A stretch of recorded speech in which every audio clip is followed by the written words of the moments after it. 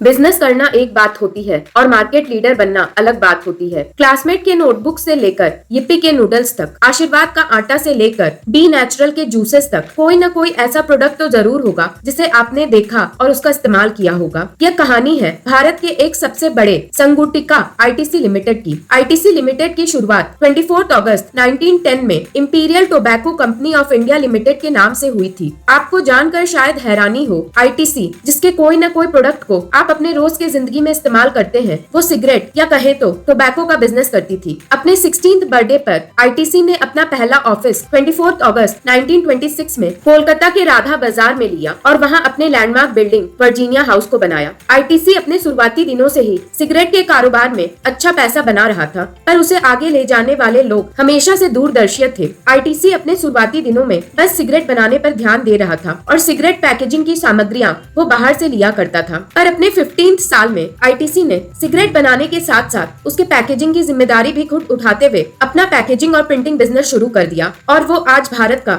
सबसे बड़ा और परीक्षित पैकेजिंग हाउस है। फिर समय के साथ साथ अमेरिकन बिजनेसमैन और इन्वेस्टर वॉरेन बफेट की quote never depend on a single income, make an investment to create a second source का सही इस्तेमाल करते हुए आईटीसी ने hotel industry, agri business, education and stationery business में अपना किस्मत आजमाते हुए खुद को डाइवर्सिफाई करना शुरू कर दिया। जानकारी के लिए बताना चाहूंगी, डाइवर्सिफिकेशन एक बिजनेस स्ट्रैटेजी होता है जिसकी मदद से कंपनी अपने रिस्क को कम करने और प्रॉफिट को बढ़ाने नए बिजनेस या प्रोडक्ट की ओर अपने कदम बढ़ाती है। इसी डाइवर्सिफिकेशन स्ट्रैटेजी में आईटीसी का सबसे आक्रामक कदम एफएमसीजी सेक्टर में था, जिसकी वजह से आज आईटीसी अपने प्रोडक्ट के जरिए घर घर में अपनी पकड़ बना चुका है और भारत का 3rd लार्जेस्ट एफएमसीजी प्लेयर बन चुका है। सुनने में ये सब कुछ आसान और रोमांचक नजर आए, पर असल में यह इतना आसान नहीं था। सिगरेट इंडस्ट्री में सबसे ज्यादा मार्केट शेयर के साथ मार्केट लीडर होने के बावजूद 2005 के बाद से गवर्नमेंट ने तंबाकू के नुकसान को मद्देनजर रखते हुए